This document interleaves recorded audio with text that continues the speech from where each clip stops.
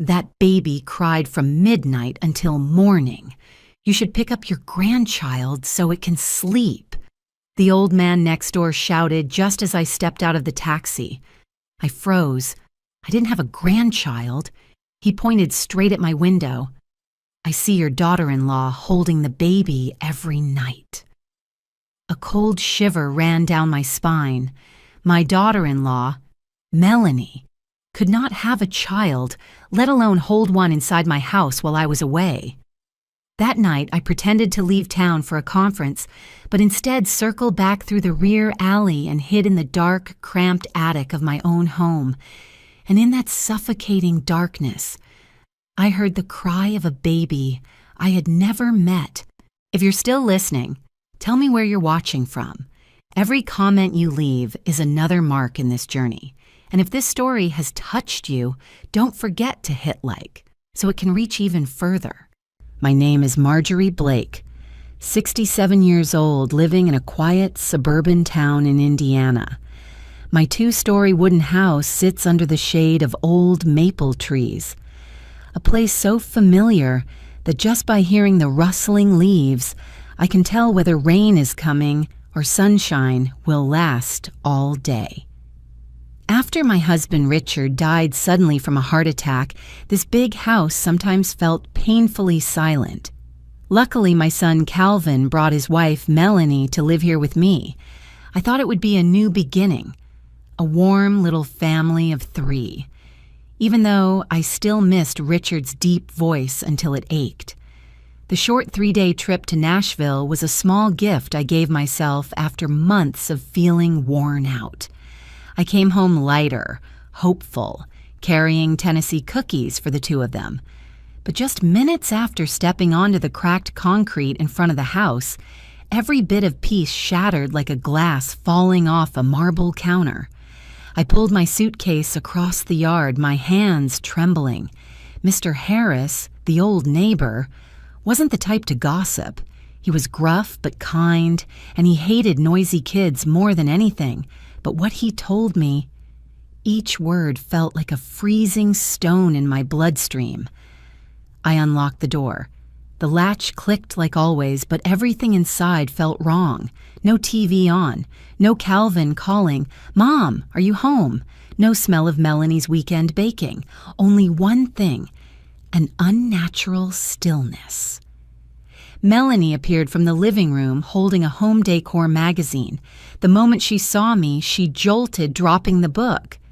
"Oh, you're home already? I thought you weren't coming back until tomorrow."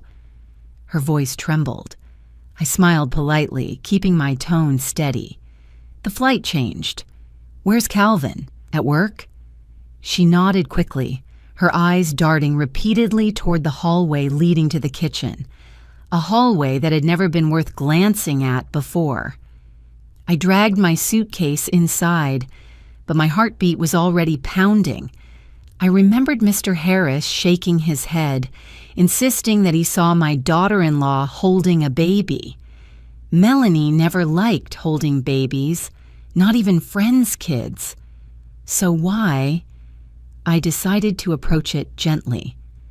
"Melanie," I said softly, "the neighbors said, there's a baby in the house." Her face drained of color.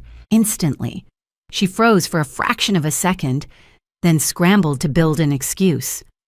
"Oh, Mom remembers my best friend, right? Jessica.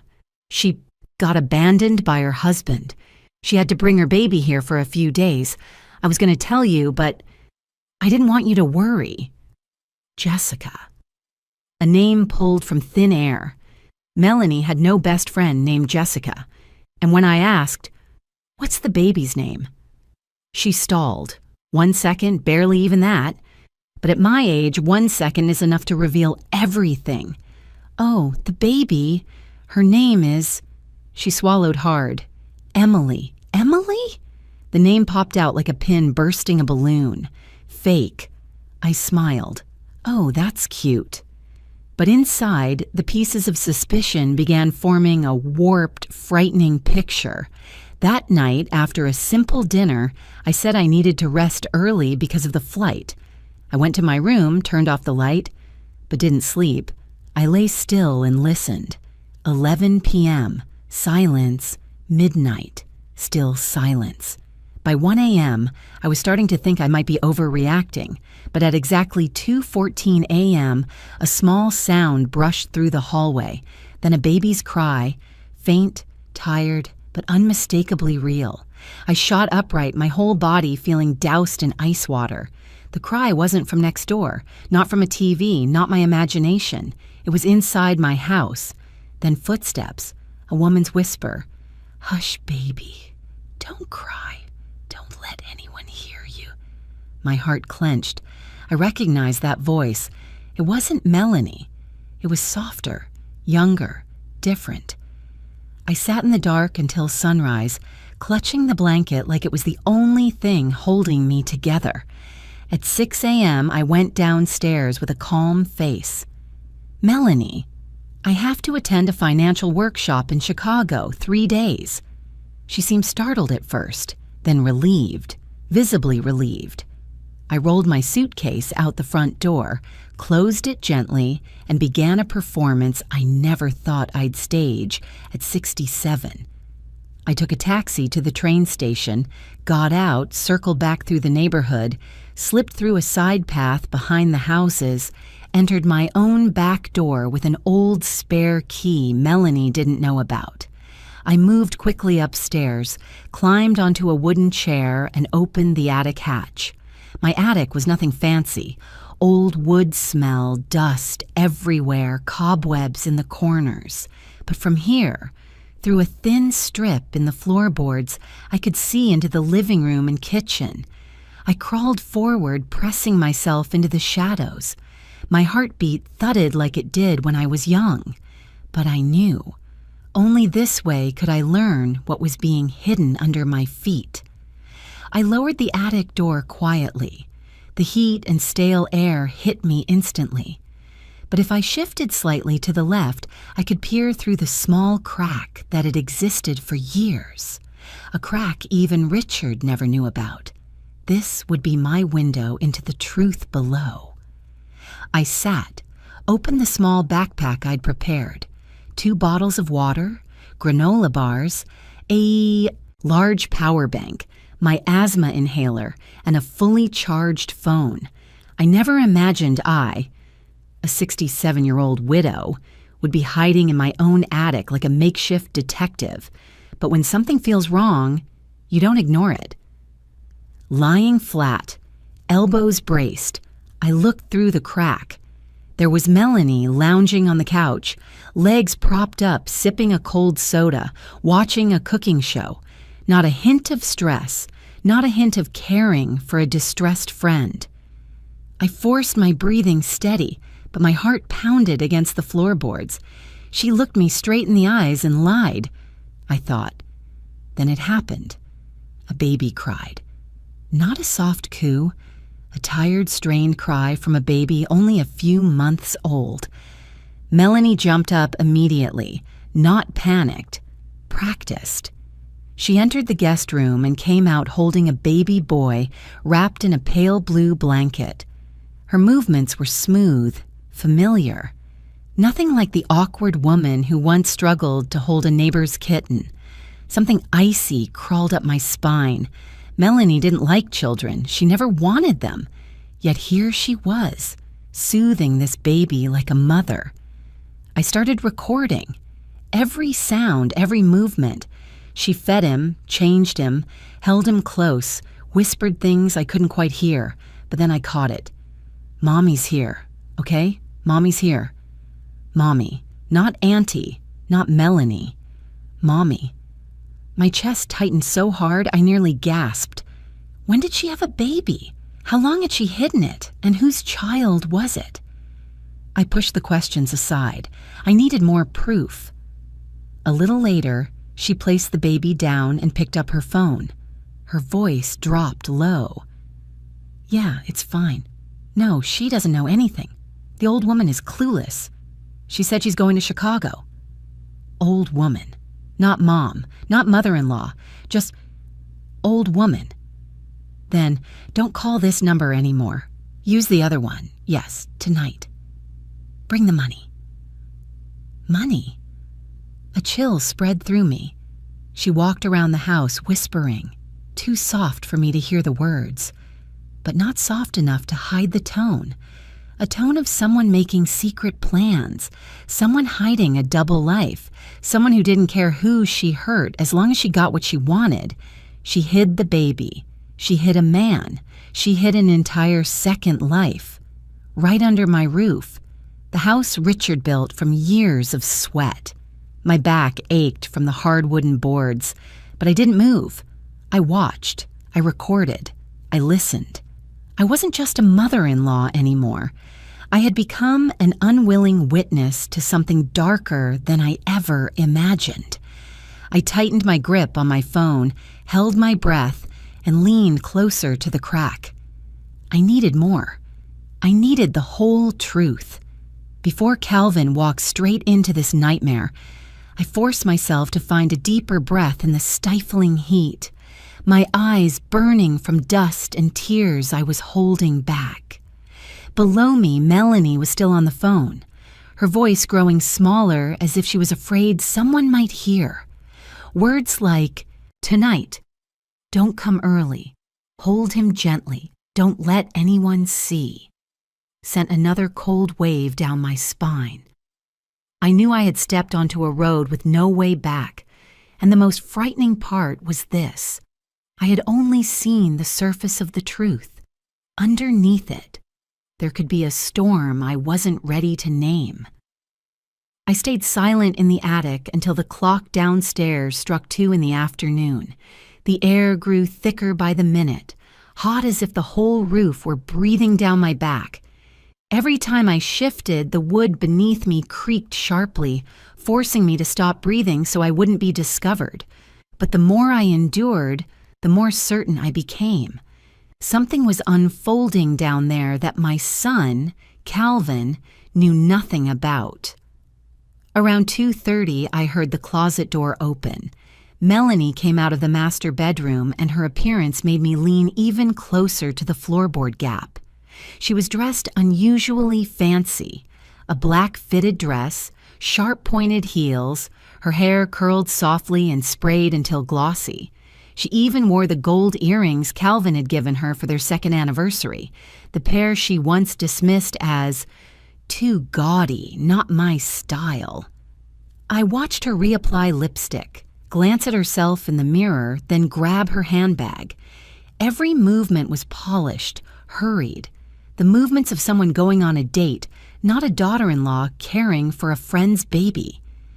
As she walked out the front door, I heard music blast from her car, something far more upbeat than anything she'd ever listened to in front of me. The engine faded, and the atmosphere downstairs fell back into stillness. I stayed still a few more minutes to make sure she was far away, but before I could even exhale, something happened that turned my entire body rigid. A door opened, from the outside. The front door opened with a key. Not forced open, not picked. Unlocked with a key. I pressed my ear to the gap. A man walked in. Sneakers, jeans, a fitted t-shirt, moving with the ease of someone who'd entered this place 100 times. He didn't look around. He wasn't worried about being caught. And that terrified me even more. "Mel, I'm coming in." His voice was low, familiar with this house in a way even I didn't feel at that moment.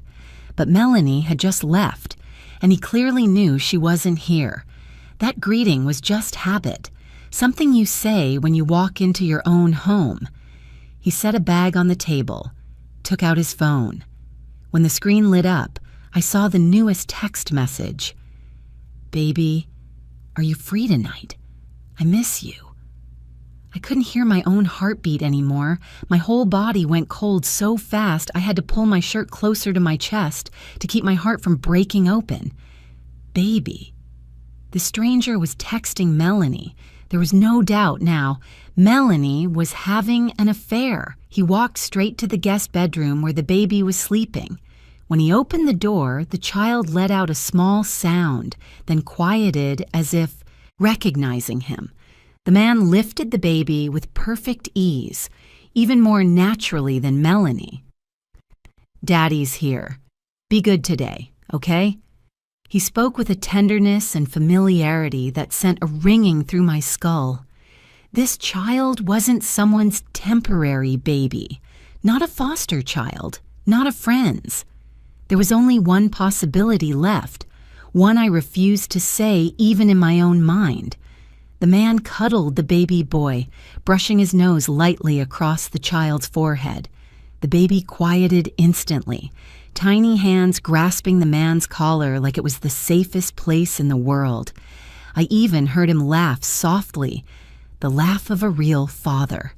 My hands shook so violently I almost dropped my phone, but I forced them steady and switched to video mode. I recorded every movement, every word, every embrace, illuminated only by the weak light filtering up from downstairs. Suddenly, his phone rang.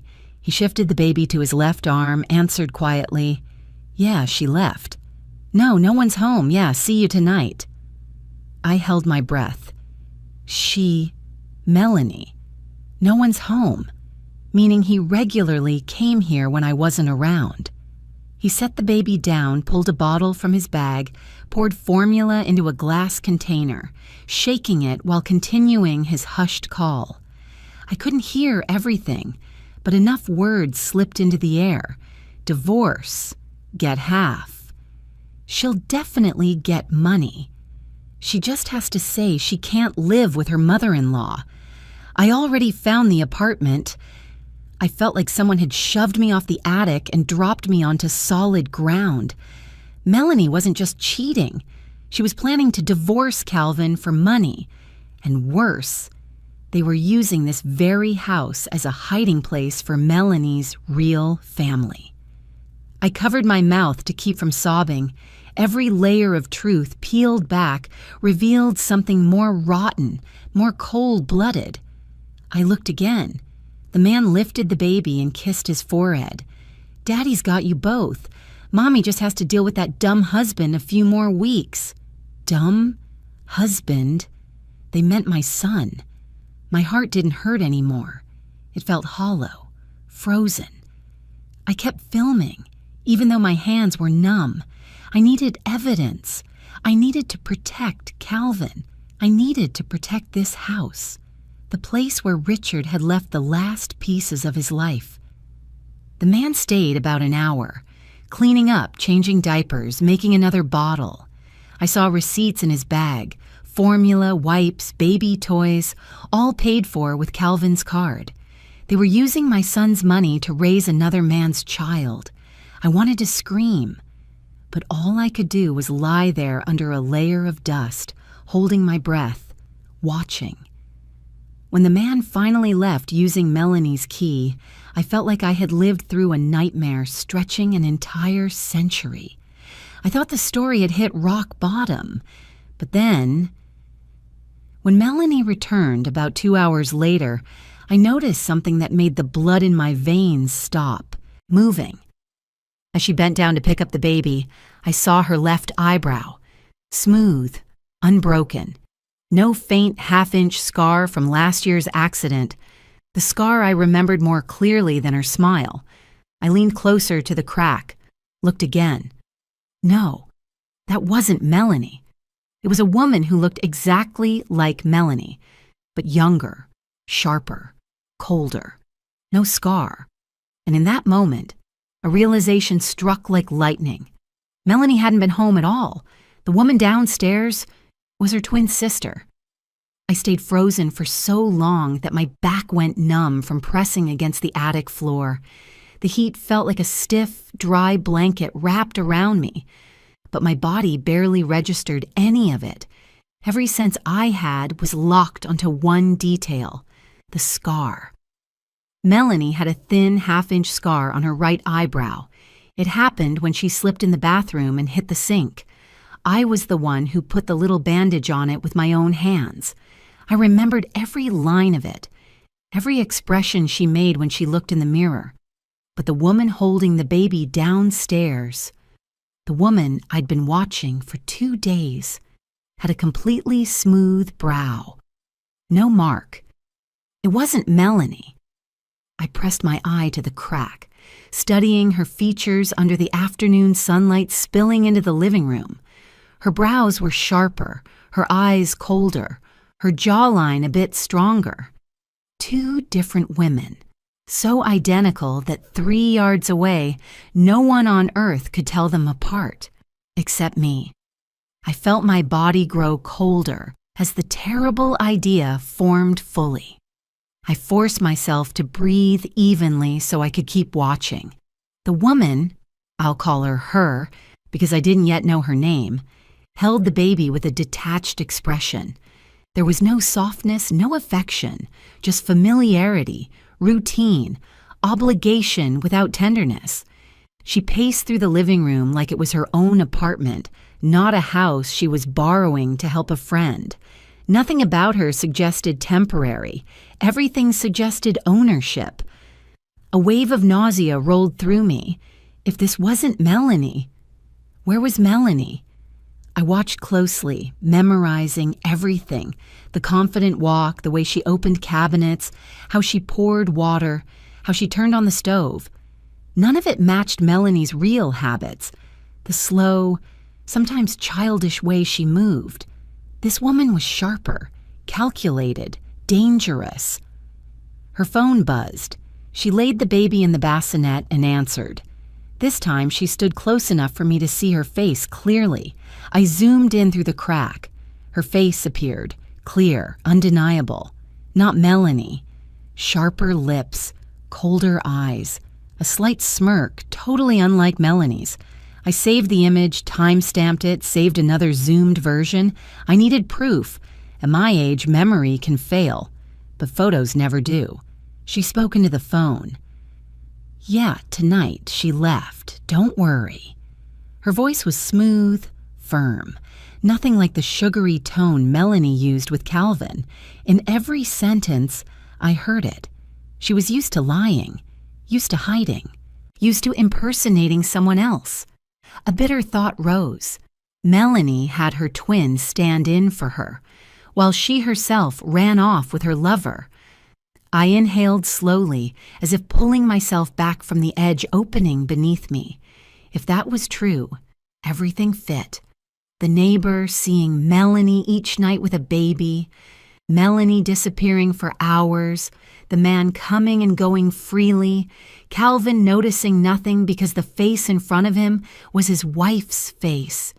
This entire house had become a stage, and I was the only audience member not in the script. I lay still, feeling betrayal climb into my throat until it nearly choked me. I had cooked for Melanie, held her when she pretended to cry over work stress, believed she was the one who finally made Calvin truly happy after Richard died. And all along, she had treated this home as the backdrop for her double life. I had to stay calm. I checked the time. 3:30. Below me, the woman opened the fridge and began preparing lunch as if it were her home.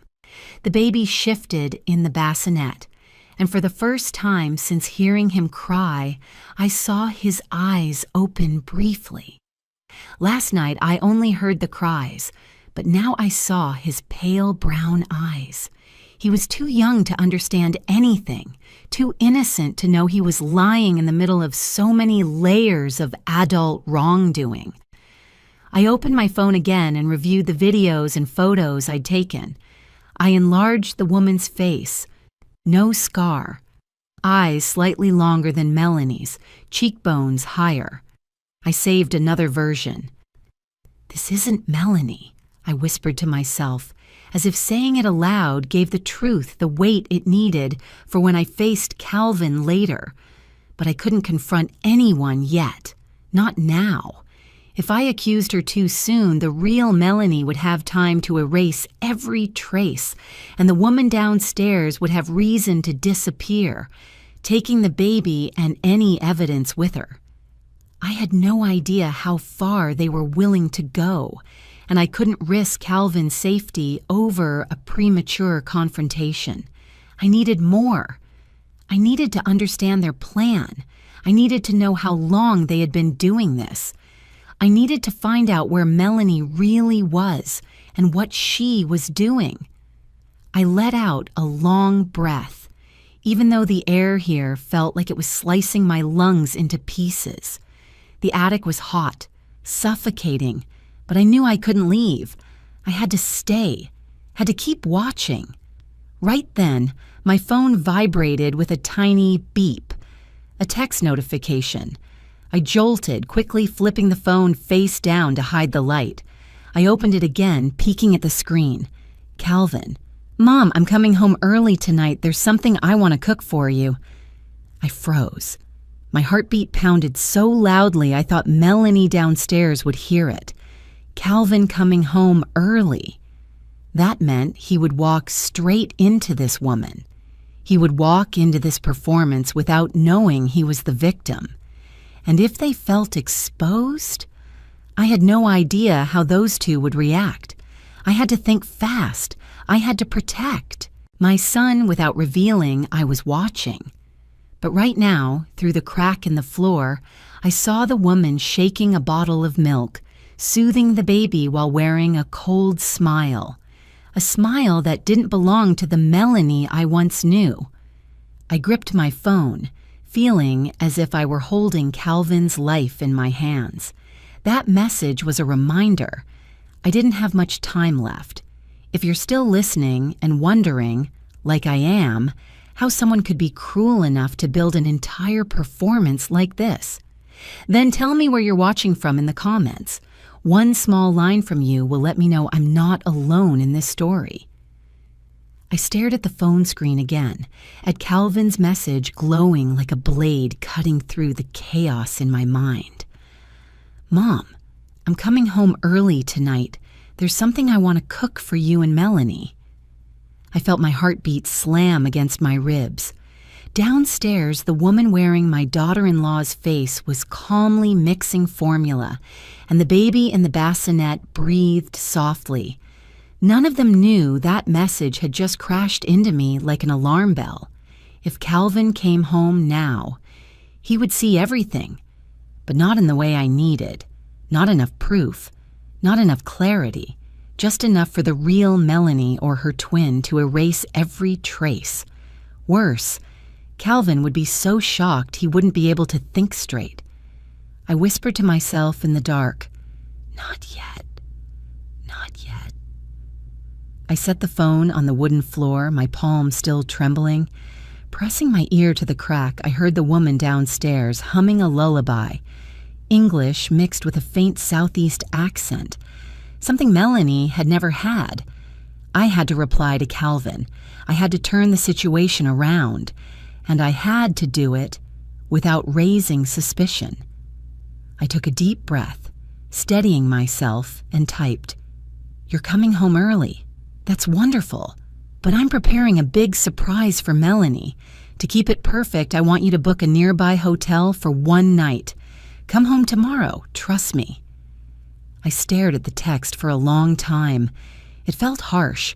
It felt deceitful, but I had no other choice.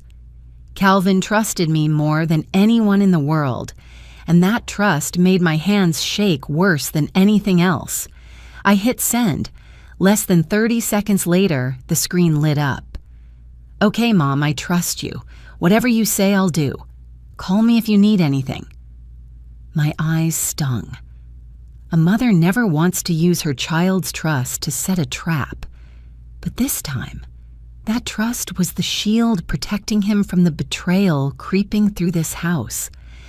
I switched the phone to silent mode, placed it face down, and looked again through the crack. At the artificial life unfolding below, unaware they were being watched. The strange man, the baby's father, had returned to the living room. He set a large paper bag on the table.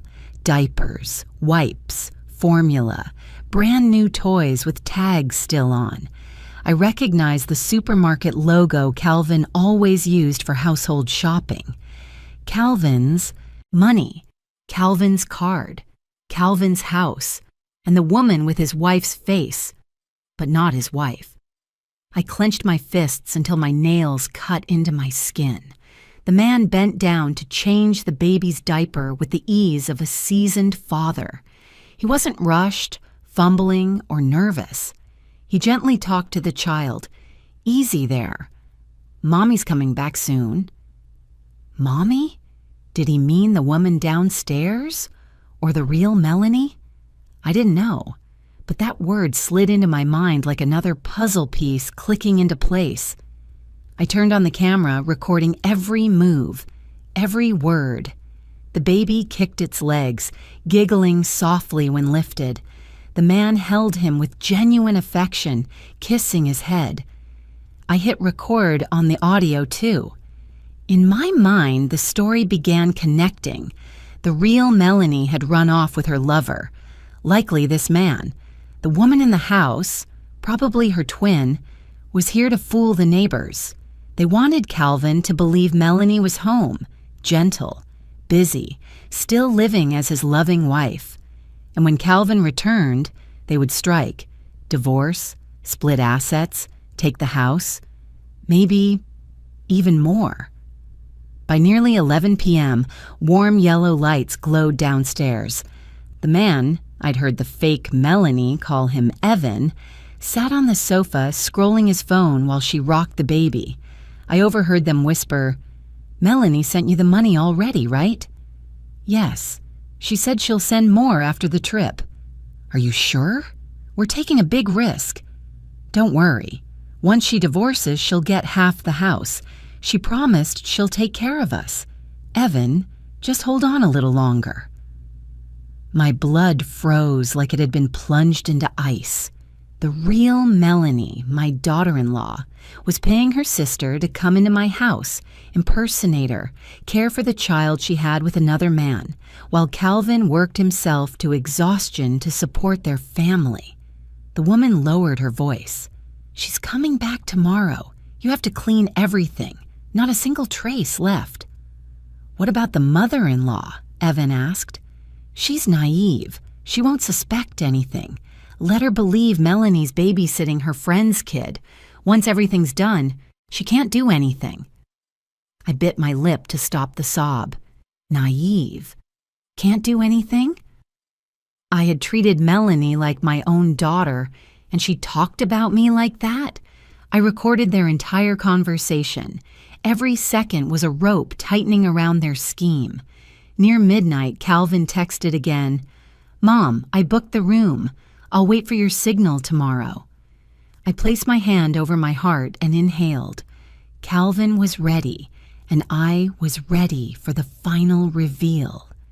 I opened a draft message and typed, "Come home the moment I send the letter H." I didn't send it. I left it open, ready at the edge of my screen. Just one swipe, one tap, and the truth would explode inside this house. I looked down. Evan and the woman were cleaning up the baby's things, preparing for the real.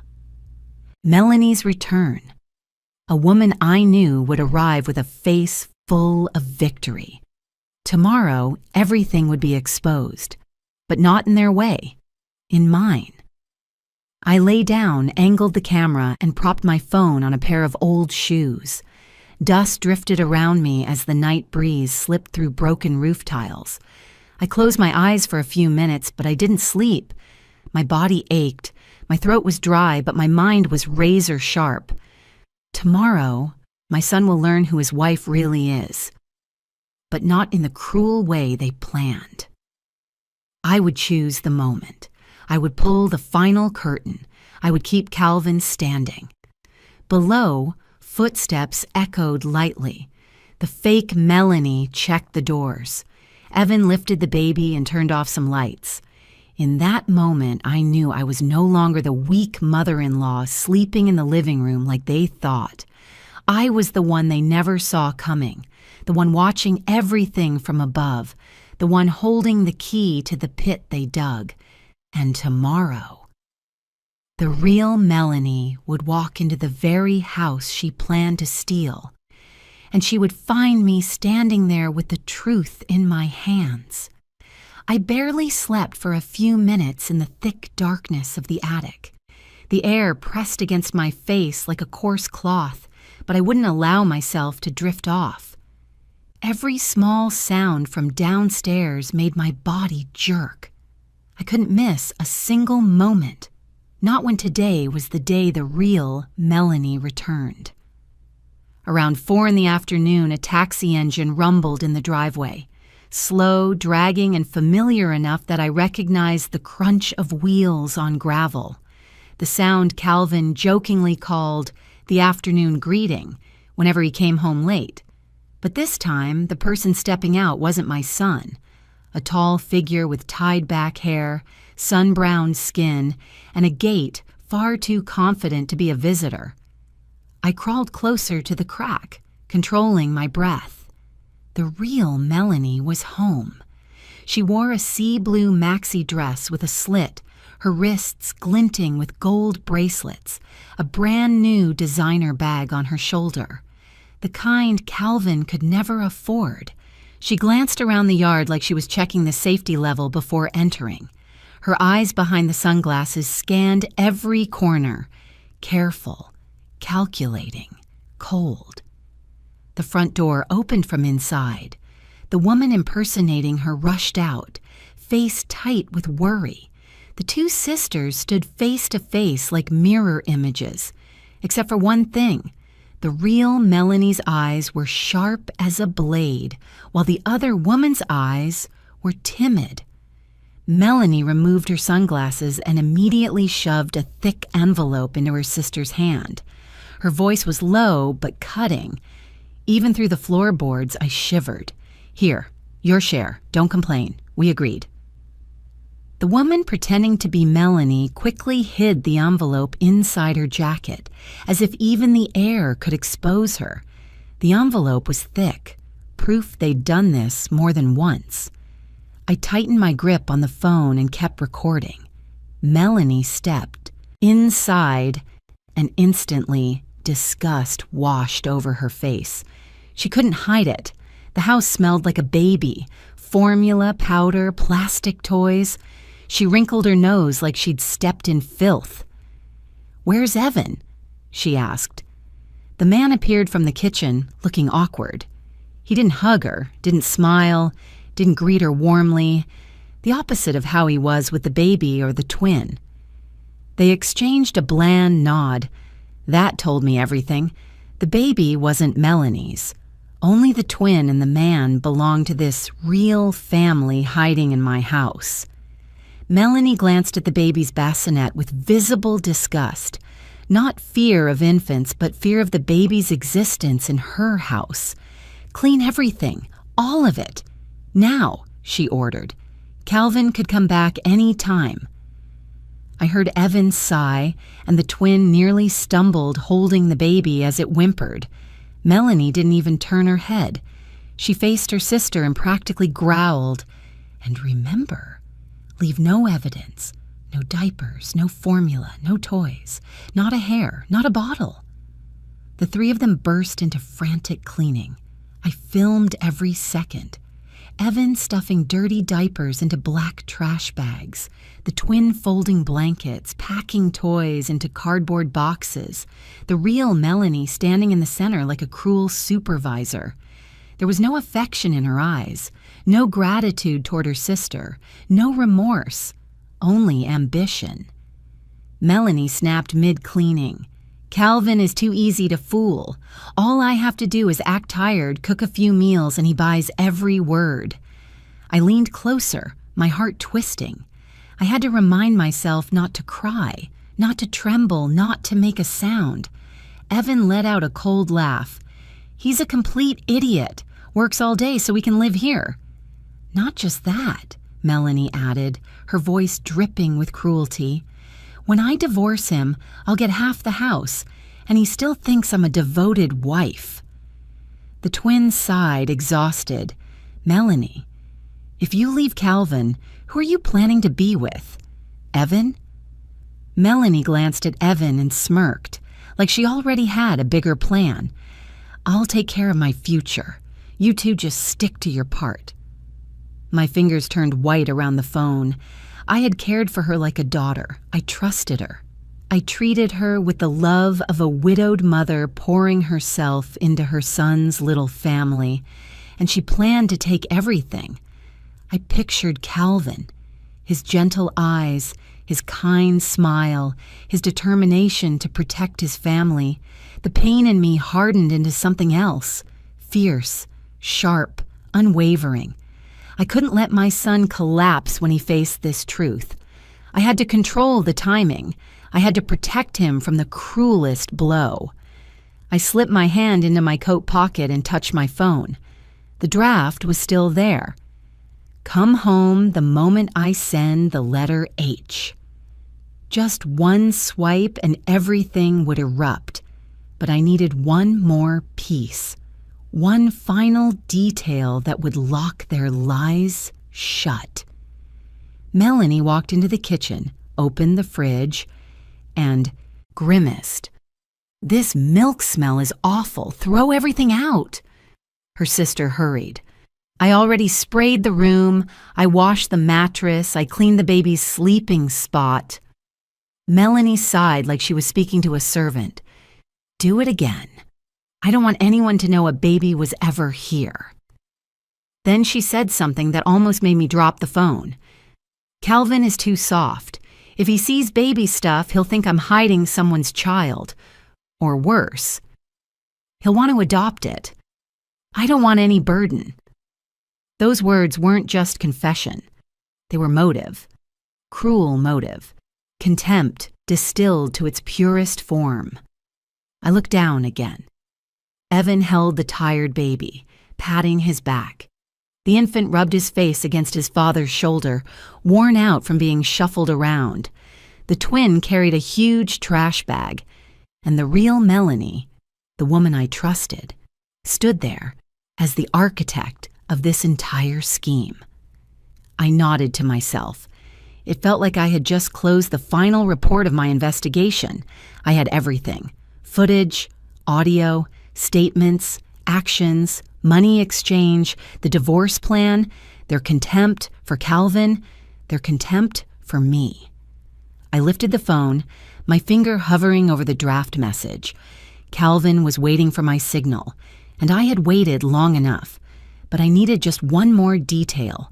I needed to see the real Melanie's face up close, under the clearest light. That would be the final piece of proof. The thing that separated her completely from her twin. I pressed my eye to the crack again, holding my breath tight in my chest. Below, the real Melanie bent down to tighten the straps on her sandals, her hair falling to one side. No scar, even eyebrows, smooth skin, cold eyes, a mouth shaped like a blade. I hit record, held the camera steady, saved the file. Done. My heartbeat slowed but grew heavier. I wasn't shaking anymore. It was time. I pulled up the draft message. My finger hovered exactly where it needed to be. "Get ready, son. Wait for my signal." Calvin replied in less than 2 seconds. "I'm ready."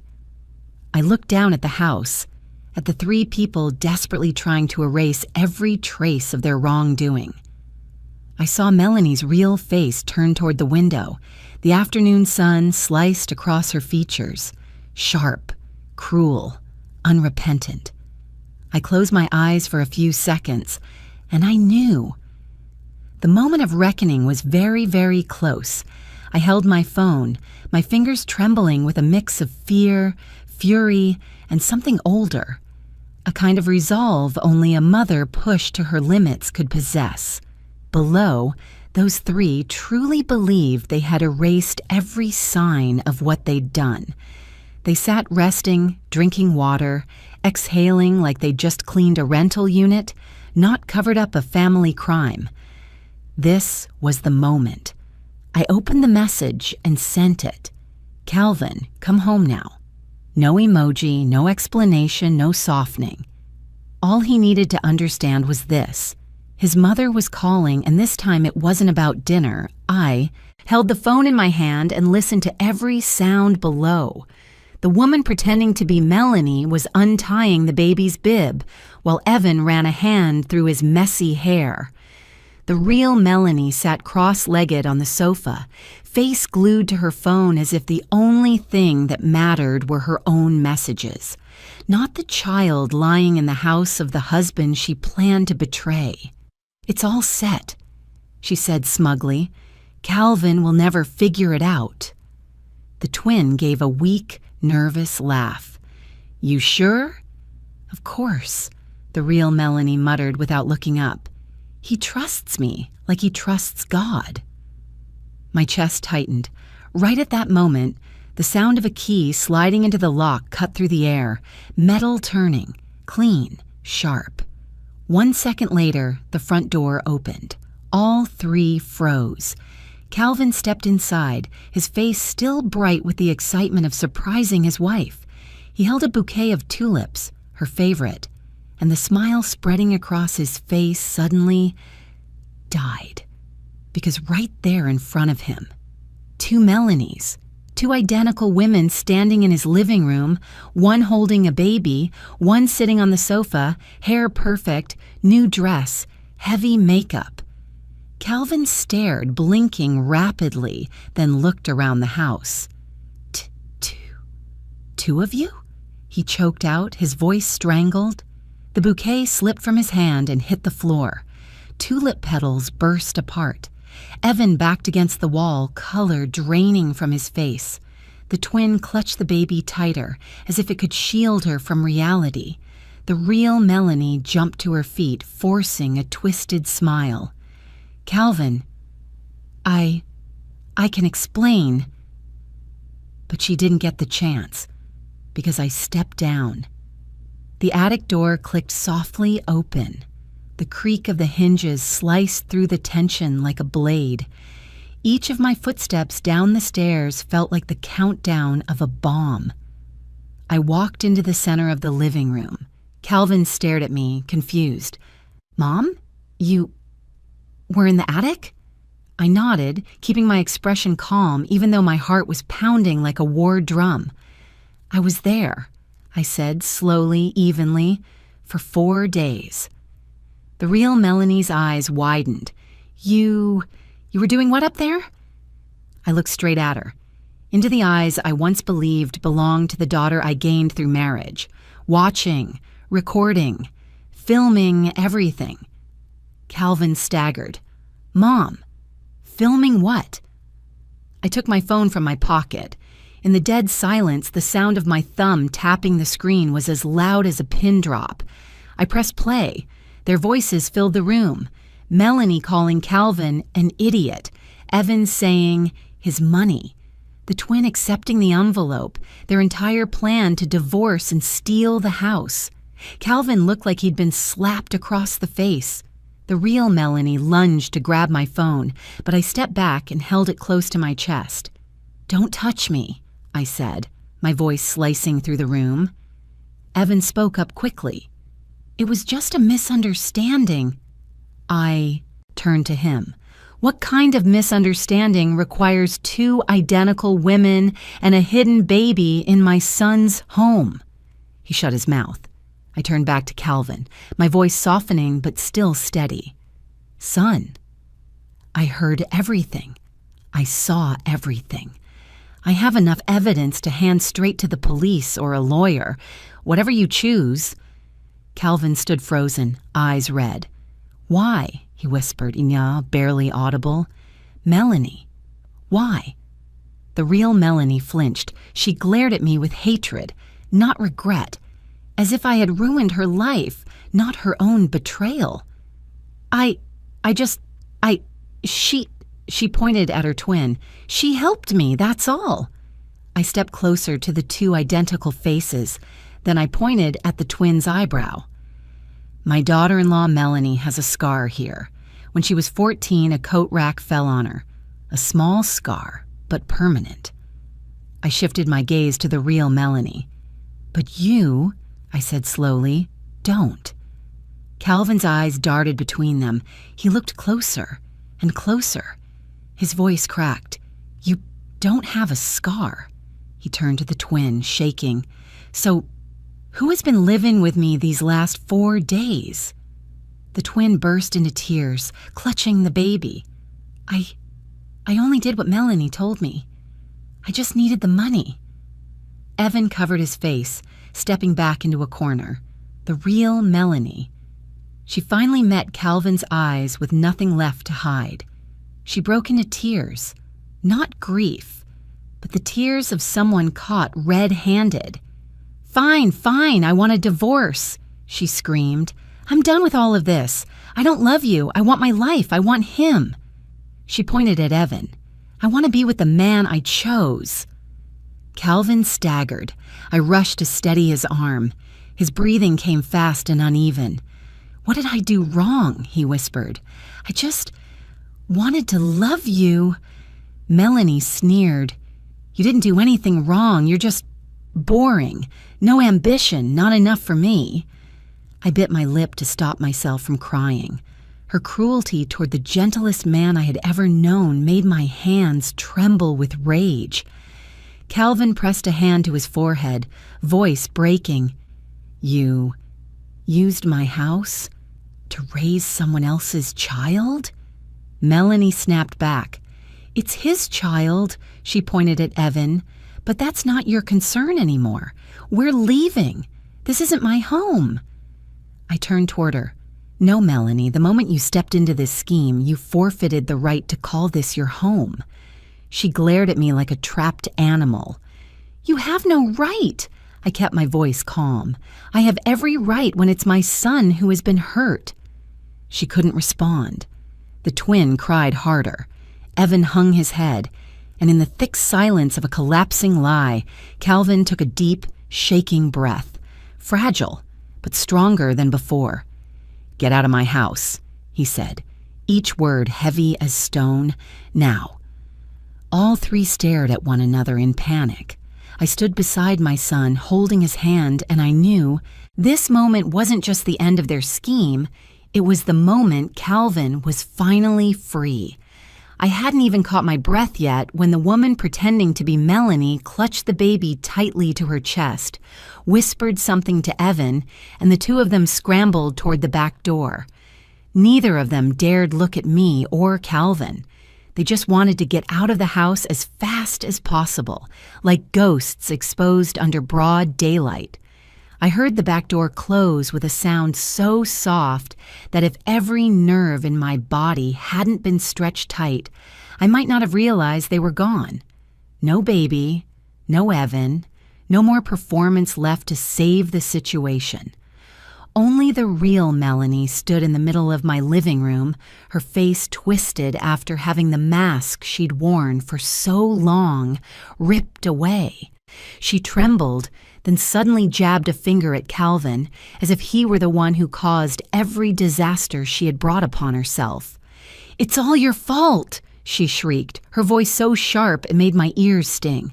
"You're always working. Do you ever care what I want? Do you ever ask what I need?" Calvin didn't answer. He just stood there, his hands still trembling, like the world had collapsed right in front of him and he didn't have the strength left to hold it up. Melanie stepped closer. Tears streamed down her face, but there was no remorse in her eyes, only anger at being exposed. "You made me feel like I was living in a box, always controlling, always demanding. I'm not the kind of woman born to live in someone's shadow," she screamed, then spun toward me as if searching for another target to unload her humiliation on. "And you," she pointed directly at me, "you think you were so good to me? No, you were always watching me, always judging me, always breathing down my neck. You wanted me to live the way you wanted, to be obedient, to be the perfect daughter-in-law." I stood still, gently placing a hand over my chest to keep myself calm. At my feet, the tulip petals Calvin had brought home lay scattered across the floor. Flowers meant for sweetness and family, now crushed beneath chaos. Calvin stayed silent. No rebuttal, no defense, no blame. His silence hurt more than any shout could. I saw his shoulders tremble, His forehead dip, as if he were trying to swallow something even more bitter than betrayal, the shame of loving the wrong person for far too long. Melanie grabbed the small suitcase she had hidden behind the sofa. She opened it and threw in the rest of her belongings without bothering to fold them. Each item hit the suitcase like fragments of a marriage shattering to pieces. Shoes, makeup, scarves, the sweater Calvin bought her last Christmas. "You're weak, Calvin. You never understood what I wanted. And you—" She shot me a glance as sharp as a knife. My hands trembled, but not from anger, from heartbreak for Calvin. He didn't deserve any of those words, especially from the woman he had given his whole heart to. I saw him touch the wall as if to steady himself. His head dropped, his shoulders collapsed. No tears, no cries, just the silent collapse of someone watching his greatest faith come undone. Melanie kept going, as if blaming us would somehow save the last scraps of her dignity. "I have the right to be happy. I have the right to find a man who truly loves me. I have the right to live my own life," she shouted, her voice hoarse. Not from grief for Calvin, but from the humiliation of being unmasked. She dragged the suitcase to the door, then turned back one last time. This house, this marriage, it was all a prison. No one answered her. She opened the door. The afternoon sunlight cast her shadow long across the floor. She walked out with stiff shoulders, not the proud posture of a winner, but the rigid stance of someone defeated, clinging to the remnants of her pride. The door slammed shut. In the wide room, only Calvin and I remained, wrapped in a silence heavy as stone. Calvin collapsed to the floor, like a child who just lost the thing he trusted most, like a man who didn't know how to face this kind of fall, like someone trying to breathe but unable to. I walked over and sat beside him. Tulip petals lay scattered around us, crushed and torn like Calvin's own feelings. I placed a hand on his shoulder. He lifted his face to me, eyes red and full of pain. "Mom, I was stupid, wasn't I?" His voice cracked. I shook my head and pulled him into my arms like I used to when he came home bullied in grade school. "It wasn't your fault," I whispered. "It wasn't because you weren't enough. It's because she was never honest from the beginning." Calvin leaned against me. His breath came hot and uneven, like someone who had just run through a long war. I stroked his hair, my heart aching and relieved at the same time, aching for what he had endured, relieved that the truth was finally out, that no more lies were clouding his heart. "Mom," he murmured weakly, "I don't know what to do." "You don't have to do anything," I said. "Just breathe. Let it pass. Tomorrow you'll be stronger, and then you'll know what to do." He nodded faintly, resting against me like he did as a little boy falling asleep on my shoulder after a fever. I looked around the living room, once warm, once full of evening laughter, once a place where he and Melanie shared small joys. Now it was only an empty space, echoing with the betrayal just uncovered. I placed a hand on his back, feeling each unsteady breath. One painful chapter had closed, but I knew the next chapter wouldn't be any easier. Divorce wasn't just a signature, it was a battle, a confrontation between hurt and restraint, between truth and deception. And I had a feeling the things the real Melanie left behind would bring even more storms. I squeezed Calvin's shoulder. "You're not alone. I'm here. We'll get through this." He nodded, eyes closed, letting his tears fall onto my hand. Outside, the evening wind rustled softly, sweeping away the dust of a chaotic day. But I knew the real storm had only just begun. In the first days after Melanie left, My house became so quiet that sometimes I opened the windows wide just to hear the cars outside, to reassure myself I hadn't slipped into another world. Calvin barely spoke. I heard his footsteps going from his bedroom to the kitchen and back again. Slow, heavy, like someone missing a piece of himself. At night, I heard the creak of his bed as he tossed and turned. Sometimes I stood outside his door, hand on the doorknob, wanting to go in, but I stopped myself. Some wounds can only be healed from the inside.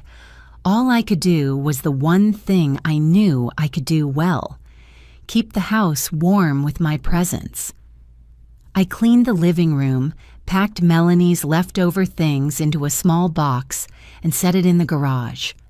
I washed all the bedding, opened the curtains so the morning sun could spill in. I cooked Calvin's favorite meals: chicken soup, roasted beef, mashed potatoes. Some days he couldn't eat. He would just stare at his plate like it was an empty space. Some nights I heard him quietly crying in his sleep. Other nights he jolted awake, gasping like he'd run through a nightmare. I went in, placed a hand on his shoulder, and let him rest his head on me like when he was a boy. One morning, after nearly 2 weeks, he sat at the kitchen table, looking exhausted but, finally, not hollow. He pushed a glass back and forth between his fingers. "Mom, this marriage, it was never real," he said in a raw voice. I sat beside him. He looked at me as if searching for confirmation in my eyes. "From beginning to end," he continued, "I was the only one who meant anything, the only one trying. She was never on the same wavelength." It wasn't the voice of someone clinging to the past. It was the voice of someone finally understanding why his heart had been cracked so deep. 3 days later, he told me he had filed for divorce. I wasn't surprised. Calvin was gentle, but he wasn't weak. Once he saw the truth clearly, he never stepped back. He also submitted his resignation. I remember the moment he stood in front of the mirror, removing the tie he'd worn nearly every day for 8 years. He set it on the bed, touching it one last time, like a farewell ritual. "Mom, I don't want that environment anymore," he said. "I tried so hard to be the kind of man who could provide everything, but in the end, I lost myself." I replied, "You don't owe anyone the version of you that costs your soul." A week later, he found a new job at a supermarket 10 minutes from home. It paid much less, but when he came back after work, he wore a soft, genuine smile, one I hadn't seen since the day he married Melanie. We started fixing the backyard. Spring came early here, bringing the smell of wet soil and new leaves. Calvin knelt to pull weeds Melanie once called ugly. I asked him what he wanted to plant. He stared at the empty patch of dirt like he was staring at his own healed heart. "Whatever flowers you like, Mom." My throat tightened again. In the evenings, instead of hiding in his room, Calvin sat with me in the kitchen. We cooked simple meals Melanie once mocked as boring. Calvin began smiling again, small, brief smiles, but real. Each one made my chest lighten a little. One night he said, "Mom, I think I finally slept 4 hours straight." I had to pause and breathe before I could answer. He cared more about his hair, his clothes, wiping the table, making tea before bed. Little things that had disappeared when he spent all his energy trying to satisfy a wife who never intended to appreciate him. One afternoon, while I was picking vegetables in the yard, he stood beside me holding a watering can. He looked at the tiny carrot sprouts breaking through the soil, then sighed, the relieved sigh of someone slowly reclaiming himself. "I thought I was going to fall apart, Mom," he said. I looked at him, my hands smelling of earth.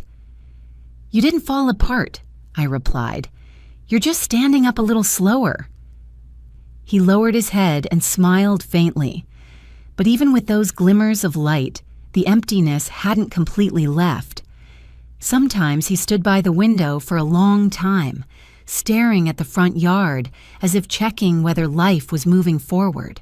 Sometimes he stopped mid-step, holding a plate and forgetting what he meant to do with it. Sometimes he sat on the porch, listening to the leaves rustle, needing the quiet to rest his heart. I didn't push him. I let him heal at his own pace.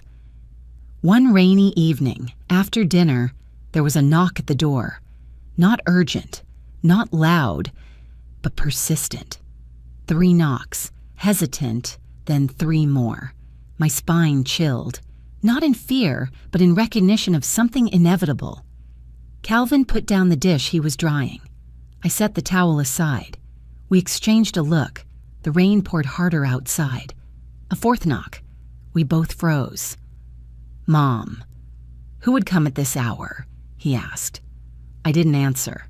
A heavy, uneasy intuition settled into my chest. Calvin stepped toward the door. I followed him. He grasped the doorknob, hesitated a second, then opened it. A cold gust of wind blew into the house, and with it, a thin, soaked silhouette standing on the steps. It took me a few seconds to recognize her, not because she was unexpected, but because nothing about her resembled the proud Melanie I once knew. She was drenched head to toe. Her hair hung in tangled clumps across a face pale and bare without makeup. Her designer dress was torn. Her clothes clung to her like a second skin. One heel remained, the other gone. No purse, no jewelry, no touch of glamour left. She looked like she had walked through a storm, not just of weather, but of fate. She opened her mouth, but only a trembling breath came out before she collapsed to her knees on our doorstep. "Calvin," she whispered, her voice breaking like the wind itself. "Please, help me." Calvin stood still, his hand frozen on the door. I watched his expression twist, pain, shock, and above all, exhaustion. Melanie braced herself on the step, rain dripping off her chin. She lifted her swollen eyes to him. "I'm sorry. I'm truly sorry," she choked out, reaching weakly for his pant leg. "I have nowhere to go." Calvin stepped back half a pace. He didn't push her hand away, but he didn't bend down either. He just watched her like a stranger. I stood beside him, silent. Some choices a mother cannot make for her son. Melanie tried to stifle her sobbing, but suddenly burst into a raw, jagged cry. "He left me," she wailed. "Evan left me. The moment my money was gone, he blocked my number, disappeared, didn't leave anything. Not a word." Calvin frowned. Maybe he wasn't surprised, but hearing her admit it out loud made the air even heavier. Melanie's hands clenched together, her nails pressing into her skin until they turned white. "I went to her house. I thought at least our family would still stick together." She gasped, her voice shaking. "But she wouldn't take me in. She said I only use people. Said I only call when I need something. Then she slammed the door in my face."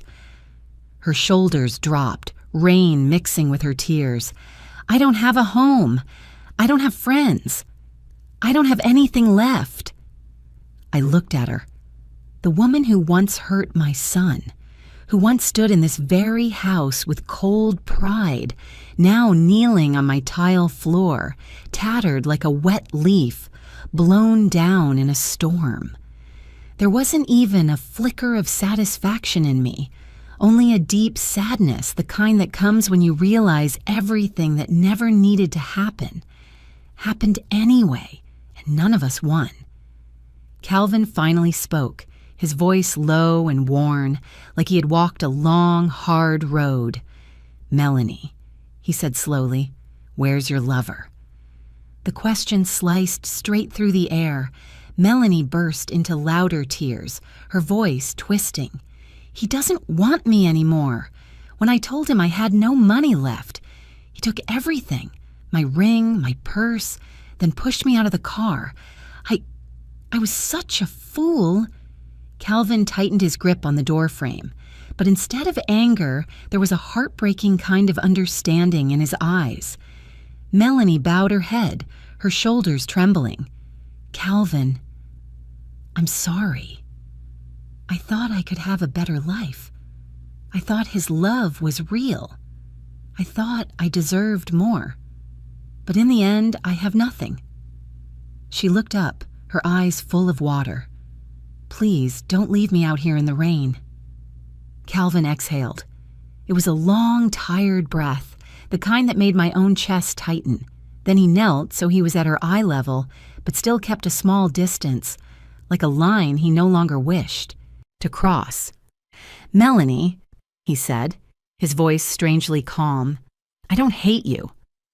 She lifted her face, stunned. He continued, I don't want you dying out on the street. I don't want you spending the rest of your life paying for one mistake. Melanie sniffled, her hands gripping his pant leg harder, as if trying to hang onto her last thread of hope. I don't hate you, Calvin repeated softly, but I'm not going back. She froze, as if his words had taken the remaining breath out of her chest. Calvin stood up and gently helped her rise from the cold, wet floor. I know a place that might take you in, he said. The church kitchen. They need helpers. The pay isn't much, but it's steady.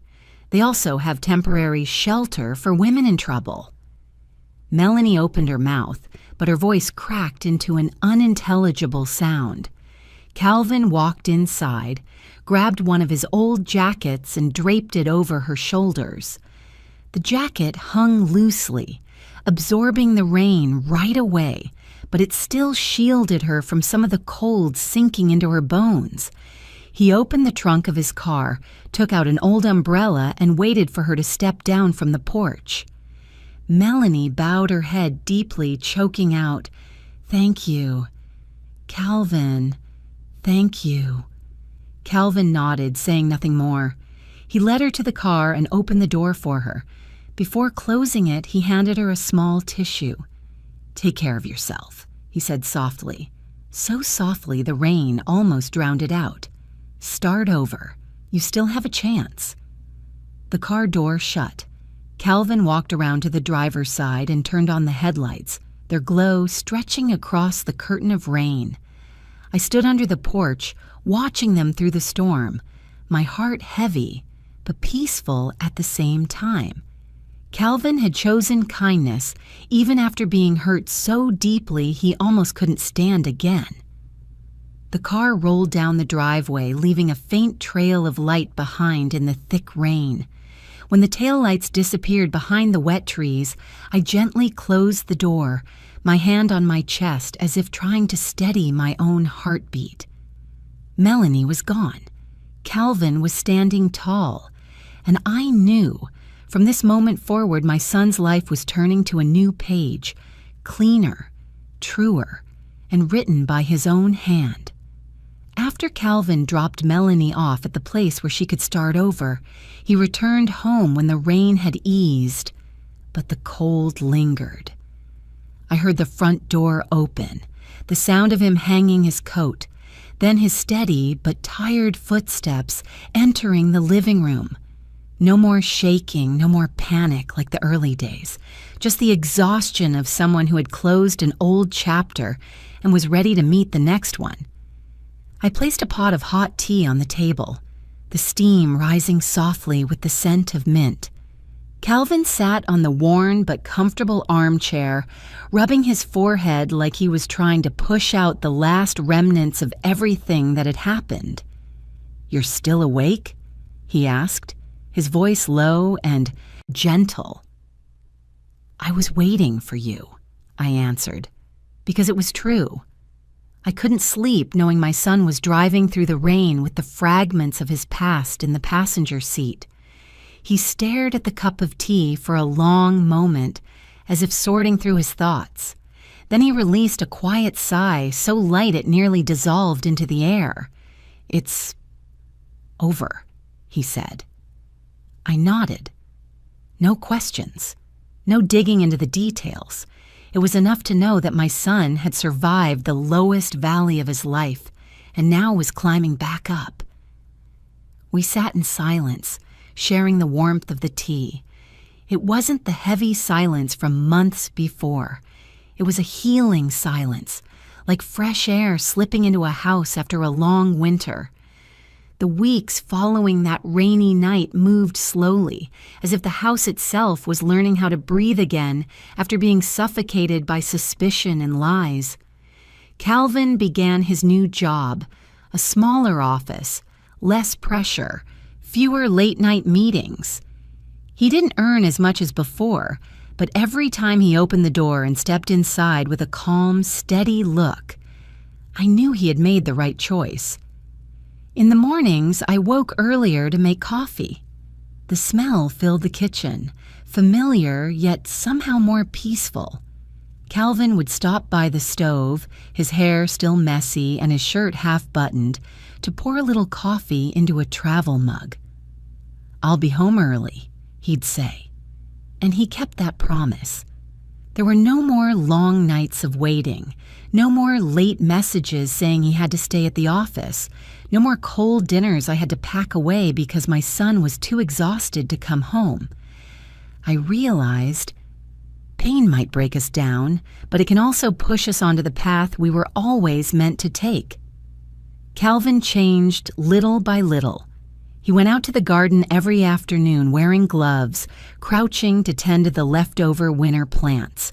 I joined him, picking dried leaves and trimming the bougainvillea, listening to the clean snip of pruning shears like a new heartbeat for the house.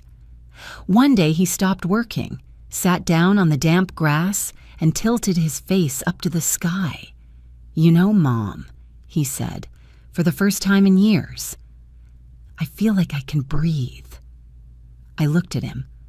Not the broken man who collapsed on my living room floor months ago, but someone rebuilding himself from the inside out. That gentle rhythm settled into our days like a small bird landing on a branch. Not strong yet, but steady. One afternoon, as I folded laundry in the living room, Calvin walked over and stood in front of me. "Mom," he said, his voice deepening, "you saved my life." I froze. The fabric slipped from my fingers without me noticing. Calvin never expressed feelings easily, but at that moment his eyes were so sincere, it made my throat tighten. "If it weren't for you," he paused, swallowing whatever was stuck in his chest. "If you hadn't seen what was wrong, if you hadn't been patient, I might still be living in lies. I might still be throwing myself into work just to support a life that wasn't mine." I placed my hand on his chest. "Son," I said softly, "I didn't save your life. I only pulled you out of the flood. You're the one who chose to walk back to solid ground." He lowered his head, smiling, a smile not of someone escaping pain, but of someone growing from it. The house changed little by little, not from renovations or new furniture, but from the energy inside it. Before, every corner felt like it held a sigh.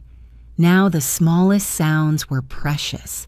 Birds beating their wings outside, Calvin opening a book in the living room, the spoon tapping the side of my cup. Some mornings, sunlight streamed through the east wall and onto the kitchen as we prepared breakfast. I looked at that light and realized it was the first brushstroke of a new chapter. This house had once smelled of betrayal. Now it smelled like toast and freshly brewed coffee. Every corner held the warmth of people who cherished peace.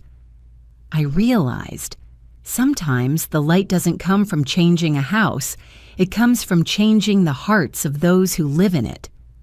One day, Calvin cleared out Melanie's old room. He gathered all the leftover items, scarves, a stray perfume bottle, shoes forgotten behind the dresser, and placed them into a box. He carried the box to the car, but when he stepped back inside, I saw him pause at the doorway, staring at the floor for a long moment. "Do you have regrets?" I asked. Calvin shook his head. "No, Mom. A marriage built on lies was never real to begin with." He looked up, his eyes clear. "Falling apart isn't failure. It's just a reminder that I chose the wrong person to trust with my love." A gentle relief opened inside my chest, the kind any mother longs to see in her child. One quiet evening, Calvin and I sat on the back porch. The string lights glowed warm and soft. The jasmine in the corner of the garden carried its scent with the wind. Calvin leaned back, holding a cup of tea, looking so calm that I could picture him many years from now, steady, mature, strong. "You always said every pain has a purpose," he said. "Now I get it. No one wants to hurt, but sometimes pain pushes you to the place you're meant to be."